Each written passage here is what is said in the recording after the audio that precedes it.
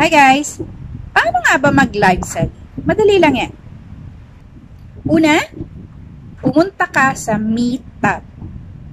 Tapos, pag nandun ka na, sa may bandang baba, hanapin mo ang live streaming. Pag nahanap mo na ang live streaming, click mo, makikita mo doon yung ad title.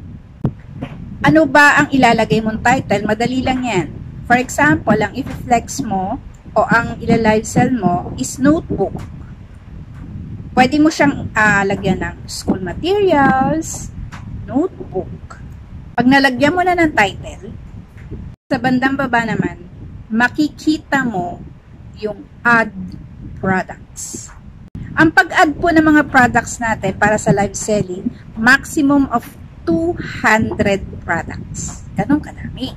Pag na-add mo na ang 200 products mo, o pwede naman less than 200 o less than 100, less than 50, kung ilan ang gusto mo, pwede naman.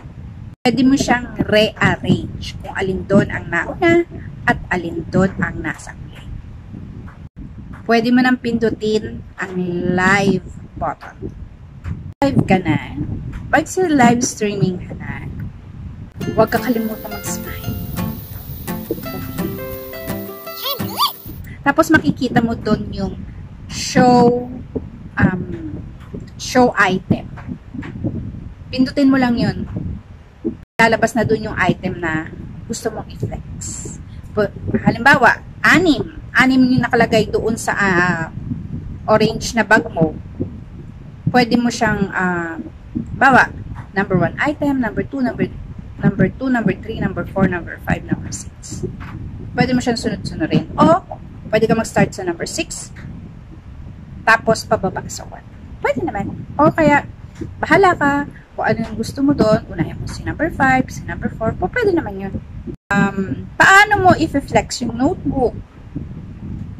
For example, yung Vanda note, pilihin mo kung ilang leaves, ilang kulay, tapos, magkano ang presyo. Doon sa presyo, mas mabuti kung isusulat mo bago ka mag-live para hindi mo makalimutan.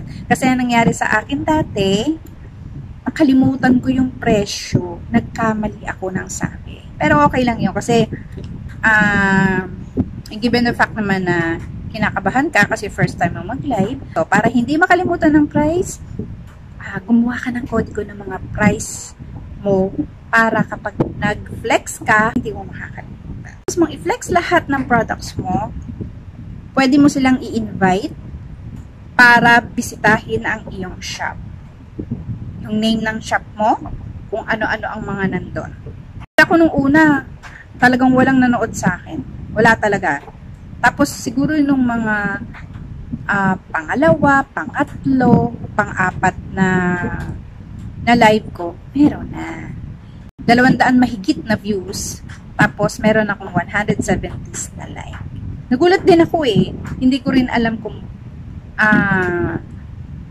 ganun karami yung nag-view sa live ko na yon. So, very thankful ako kasi marami nang nanonood sa akin. Imbitahan mo sila para mag-purchase sa shop. Ang magandang oras ng pagla-live selling is from 8 p.m. hanggang 10 p.m.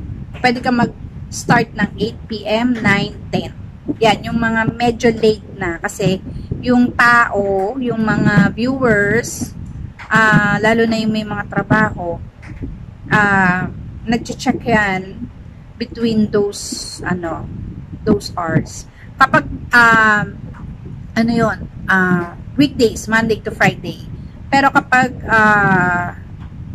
weekends na Saturday, Sunday, based on my experience, 8, 9, 10 pa rin ang pinaka magandang time para mag-live sell. Yung iba nga, nagla-live selling ng gabi pa, mga 11. So, ayoko naman ng ganun, medyo late na. Yung medyo nasa kalagitnaan na ng walang ginagawa is 8, 9, 10. Yan ang magandang mag-live sell. Okay? So, So, huwag kabahan pag nag-live selling. Sasanay ka rin.